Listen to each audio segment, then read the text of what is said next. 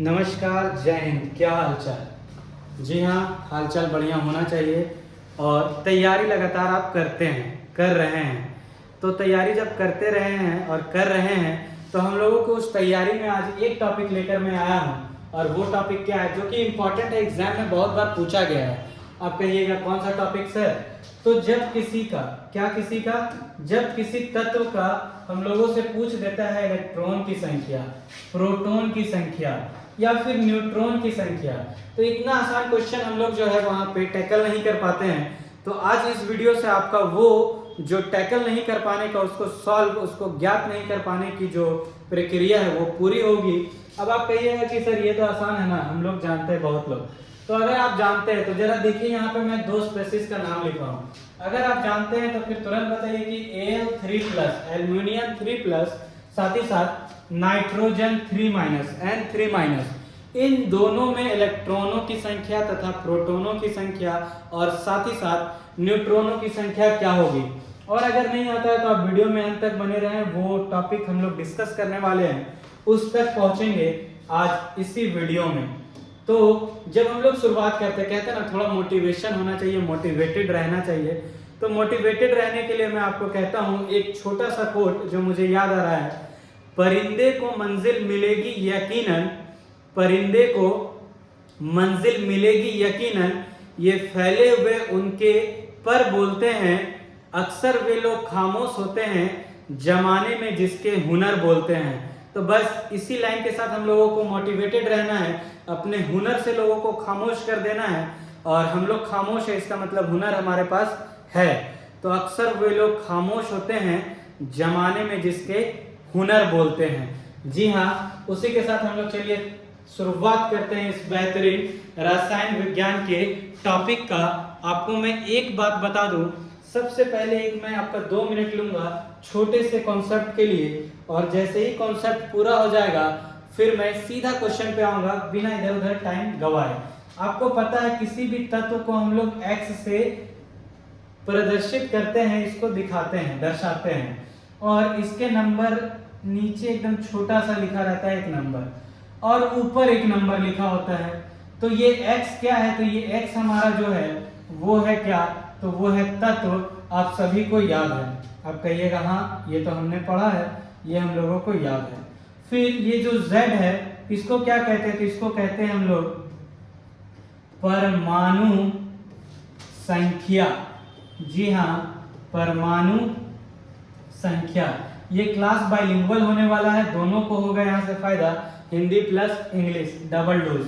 तो परमाणु संख्या इसका मतलब है एटॉमिक, आपको भी बोलना है आता है तो नंबर। और ये जो Z है ना, सॉरी ये जो A है, Z का तो बात मैंने कर लिया, वो है परमाणु। क्या परमाणु? तो परमाणु द्रव्यमान, परमाणु द्रव्यमान, जिसको हम लोग कहते हैं एटॉमिक मास। इतना तो कहिएगा सर हम लोग को भी पता है, इसमें से आप कौन सा नया बात बता रहे हैं? तो इसमें से नया बात यह है कि आपको एक समीकरण याद रखना है, E = P = Z। आप कहिएगा ये समीकरण क्या है सर? तो ये समीकरण ही हमारा सारा उत्तर देने वाला है। E का मतलब है इलेक्ट्रॉनों की संख्या, लिख भी लीजिएगा वहां पे, इलेक्ट्रॉनों की संख्या, नंबर ऑफ इलेक्ट्रॉन। P का मतलब है प्रोटॉनों की संख्या, नंबर ऑफ प्रोटॉन। और Z का मतलब है परमाणु संख्या, एटॉमिक नंबर। चलिए ये वाला तो बोलिए आसान है, याद हो गया। दूसरा भी आसान है जो आपको सूत्र याद करना है, वो क्या है? तो वो आपको मैं यहाँ लिख रहा हूँ, आपको नोट डाउन करना है और याद भी रखना है, एकदम सीधा दिमाग में छाप दीजिए। क्या है? तो न्यूट्रॉनों की संख्या जो होता है ना, वो क्या होगा? तो वो होता है आपका परमाणु द्रव्यमान से परमाणु संख्या का डिफरेंस, माइनस। जब माइनस करके लाएंगे तो उसी को कहते हैं हम लोग क्या? तो न्यूट्रॉनों की संख्या। ये है नंबर ऑफ न्यूट्रॉन। कैसे आएगा? तो परमाणु आपको द्रव्यमान से परमाणु संख्या को जो है घटा देना है। क्लियर है? याद रहेगा। अब यहां से एक चीज याद रखिएगा, जो परमाणु द्रव्यमान है ना, कभी कभी आपसे पूछ देगा, और क्या देगा आपको? तो आपको देगा न्यूट्रॉनों की संख्या और प्रोटोनों की संख्या, और इन्हीं दोनों का योग क्या हो जाता है, तो हो जाता है परमाणु द्रव्यमान। तो बस ये 3 कड़ी जो मैंने लिखा है ना, ये याद रखना है और सारा क्वेश्चन झटपट हम लोग बनाते चलेंगे। देखिए पहला जो हमने लिखा है, पहला पे हम लोग सीधा आते हैं। पहला हमने क्या लिखा है, सोडियम। एग्जाम में सबसे ज्यादा याद रखिएगा, आपको पूछेगा क्या, तो आपको पूछेगा न्यूट्रॉनों की संख्या, नंबर ऑफ न्यूट्रॉन्स कितने होंगे। सबसे बेहतरीन क्वेश्चन, सबसे ज्यादा क्वेश्चन यही बनता है। क्यों आप कहिएगा, तो सबको पता है कि ये क्या है Z, और आपको पता है Z बराबर है E के और P के, तो लोग तुरंत लगा देते हैं ट्रिक कि इलेक्ट्रॉनों की संख्या प्रोटॉनों की संख्या कितना होगा, 11 होगा Z के बराबर। लेकिन न्यूट्रॉनों की संख्या के लिए हमने क्या पढ़ा, तो हमने पढ़ा एटॉमिक मास में से एटॉमिक नंबर को घटाइए। तो देखिए इसका एटॉमिक मास कितना था, आप कहिएगा कि 23 है सर, तो आप 23 में से घटा दीजिएगा किसका, परमाणु संख्या कितना है 11 को, और 23 में से 11 अगर मैं सही सोच रहा हूँ तो आता है 12। मतलब इस सोडियम वाले तत्व में क्या होगा, न्यूट्रॉनों की संख्या हो जाएगी 12। आपको एग्जाम में तो इतना ज्यादा करना नहीं है, वहां तो फट से उत्तर देना है हम लोगों को। तो याद रखिएगा, सीधा माइनस कीजिएगा जो परमाणु संख्या परमाणु द्रव्यमान है, जब भी किसी का न्यूट्रॉन निकालना हो। तो 23 माइनस 11, तो आप कहिएगा कितना, 12। क्लियर। उसी तरह अगर आपसे पूछ देता बेरियम का बताइए न्यूट्रॉनों की संख्या कितना है, कुछ नहीं करेंगे, ज्यादा फार्मूला कुछ नहीं लिखेंगे, वो समझाने के लिए है, सीधा माइनस कीजिए।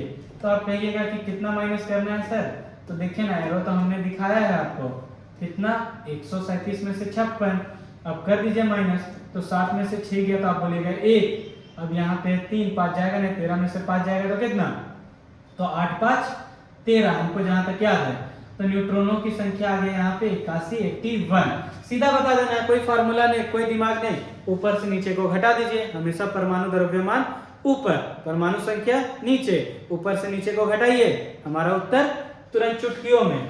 अगर यहाँ से इलेक्ट्रॉनों की संख्या पूछता तो बोल देते कितना, 56, और प्रोटॉनों की संख्या पूछता तो भी बोल देते 56। यहाँ तक तो कोई दिक्कत नहीं था, क्लियर था। अब देखिए यहाँ पे आइए, तो क्लोरीन आपसे पूछा न्यूट्रॉनों की संख्या, घटा दीजिए, तो आप कहिएगा कि कितना, तो 35 में से सर 17 को घटाएंगे, तो 35 में से 17 को घटाएंगे तो कितना बचेगा, तो 1 दिए, तो यहाँ पे हो गया 15, 15 में से 7 गया तो आप कहिएगा कितना, तो 7 3 और 5 8, और यहाँ पे 2 में से 1 गया तो 18। तो न्यूट्रॉनों की संख्या आप सीधा टिक मारिएगा, झट से एकदम झटपट टिक मारे 18।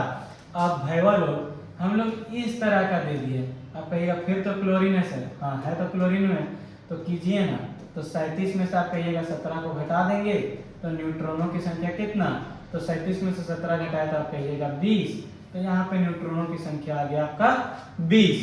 लेकिन देखिए हाइड्रोजन को जरा ध्यान से देखिए, हाइड्रोजन का परमाणु संख्या 1, परमाणु द्रव्यमान 1। आपसे बोला बताइए भैया न्यूट्रॉनों की संख्या कितना होगा, तो सर हम तैयार है बताने के लिए, इसमें से इसको घटा देंगे, 1 में से 1 को घटाएंगे कितना बचेगा, तो आप कहिएगा 1 में से 1 को घटाइएगा ना तो 0 बच जाएगा। जी हाँ सही कह रहे हैं। तो कौन सा ऐसा तत्व है जिसमें न्यूट्रॉनों की संख्या 0 होती है, तो कौन सा ऐसा तत्व है जिसमें न्यूट्रॉनों की संख्या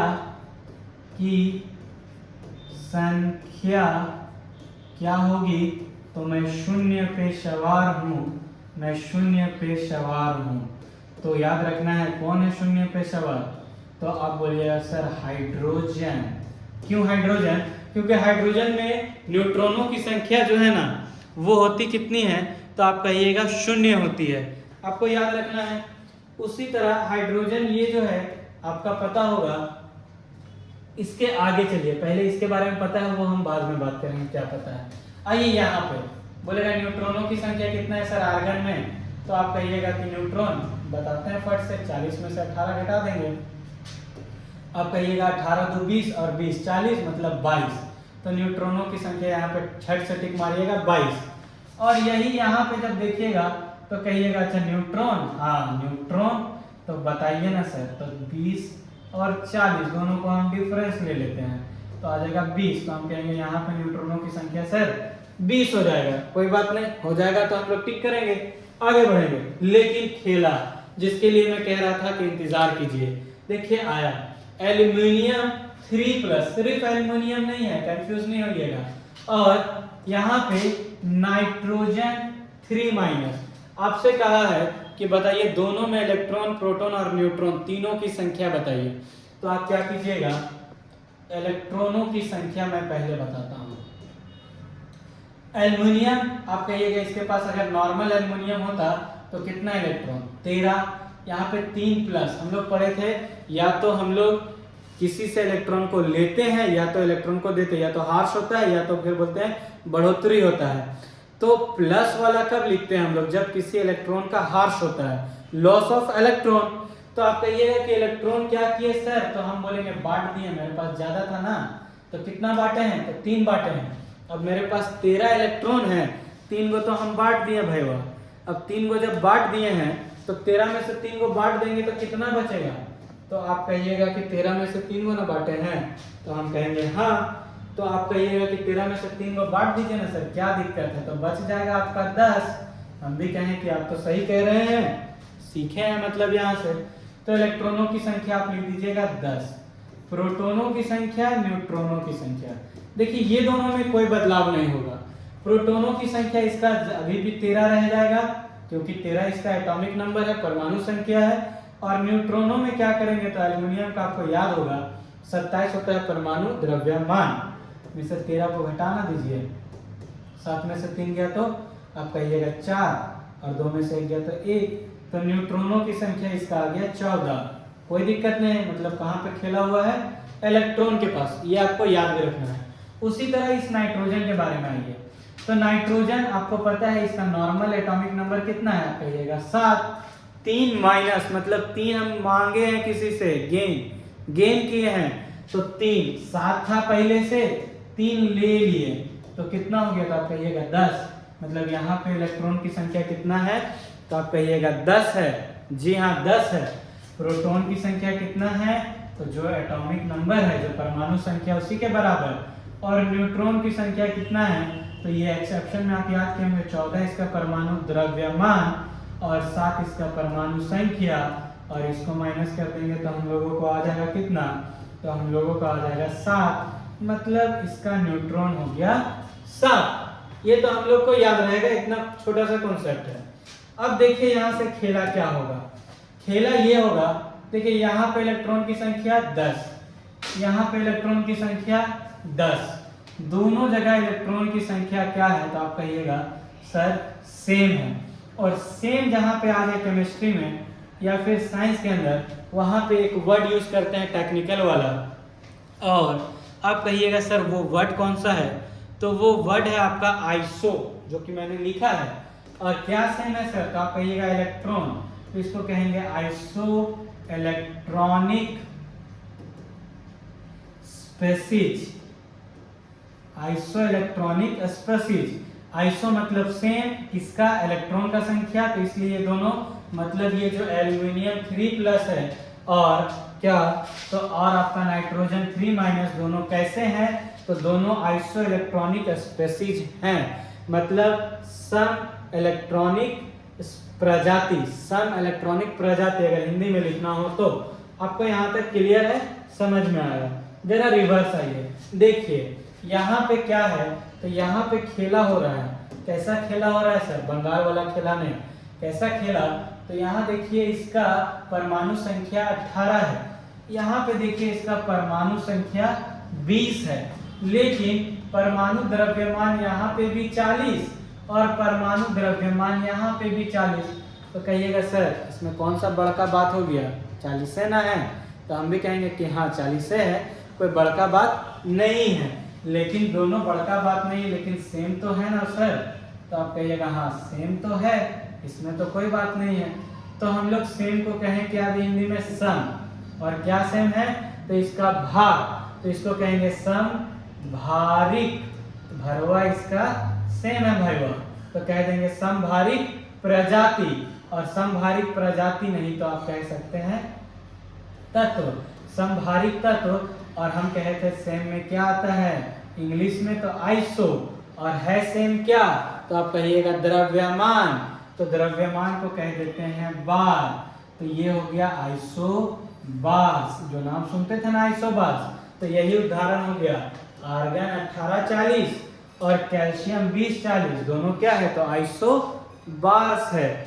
थोड़ा और पीछे आइए, अब देखिए यहाँ पे, तो यहाँ पे हम क्या लिखे हैं, परमाणु संख्या 17, परमाणु द्रव्यमान 35। यहाँ पे देखिएगा तो फिर देखिएगा परमाणु संख्या 17, परमाणु द्रव्यमान 37। एक बार आप कहिएगा कि परमाणु संख्या सेम हो गया। हाँ, संख्या सेम हो गया। तो जब संख्या हो जाए सेम तो हम लोग इसको कहते हैं सम और समस्थानिक, समस्थानिक। इसको क्या कह देंगे, तो इसको कह देंगे समस्थानिक। और समस्थानिक को कहते क्या है, तो सेम का मतलब आइसो, और क्या सेम है, तो एटॉमिक नंबर, एटॉमिक नंबर को कहते हैं टॉप्स। तो ये हो गया आपका आइसोटॉप्स। कौन कौन सा, तो क्लोरीन और क्लोरीन 1735 1737। आइसोटॉप्स में एक उदाहरण बहुत बार पूछेगा, क्या, हाइड्रोजन वाला। तो एक एक होता है इसका, 1 2 होता है और 1 3 होता है। तो जब एक एक होता है तो इसको कहते हैं क्या, तो इसको नाम देते हैं, इसीलिए पूछता है प्रोटियम। 2 वाला को कहते हैं ड्यूटेरियम, ड्यूटेरियम। याद होगा हैवी वाटर कहते थे, तो वहां पे हम लोग क्या उपयोग करते थे, D2O, यही ड्यूटेरियम ऑक्साइड से बना था। और ये हो गया आपका 3 वाला, 3 को कह देते हैं प्यारा सा छुटका सा ट्रिटियम। तो ये 2 लाइन आपको याद रह गया, प्रोटियम, ड्यूटेरियम, ट्रिटियम। आप भी मेरे साथ बोलिए, प्रोटियम, ड्यूटेरियम, ट्रिटियम। ट्रिटियम को T से हम लोग दिखाते हैं, ये रेडियो एक्टिव भी होता है, याद रखना है। तो इतना सारा बात हम लोग यहाँ तक में किए, इतना दूर में आपको कोई कंफ्यूजन नहीं होगा हमको लगता है। अब थोड़ा पीछे आते हैं तो ये तो नॉर्मल बात था, और फिर थोड़ा और पीछे आते तो यह हमारा शुरुआत आ गया। तो जहां से शुरू किए थे वहीं से अंत करना है, आप सभी को पता है। और आज हम लोग एक चीज सीख कर जा रहे हैं, क्या, तो इलेक्ट्रॉनों की संख्या निकालना, प्रोटॉनों की संख्या निकालना और न्यूट्रॉनों की संख्या निकालना। जाते जाते मैं आप लोगों को एक टास्क देता हूं, क्या है वो टास्क, तो वो टास्क कुछ ऐसा है, अब कहिएगा क्या है सर वो टास्क, तो वो टास्क कुछ आपको ऐसा मैं दे रहा हूं। हमने यहाँ तक पढ़ा बहुत सारा नाम, जैसे आइसो इलेक्ट्रॉनिक, आइसोबार्स, आइसोटॉप्स। एक और नाम होता है जिसको कहते हैं आइसोटोन्स। आप कहिएगा क्या होता है सर आइसोटोन्स, तो आइसो का मतलब तो आपको पता ही चल गया है, सेम। और टोन्स का मतलब हो जाता है sir number of neutron, number of neutron. तो आपको कमेंट करके बताना है कि कौन सा स्पीशीज आइसोटोन्स होगा, सेम नंबर ऑफ न्यूट्रॉन वाला निकालना मैंने सिखाया है। इस वीडियो में हम लोग इतना ही रखेंगे, फिर अगले किसी वीडियो में आएंगे इसी तरह का कोई एक कॉन्सेप्ट लेकर, जिसमें कि आप लोगों की तैयारी और दुरुस्त पक्की करने की जिम्मेदारी हमारी है, और वो चलते रहेगा। जय हिंद, मिलेंगे फिर नेक्स्ट वीडियो में।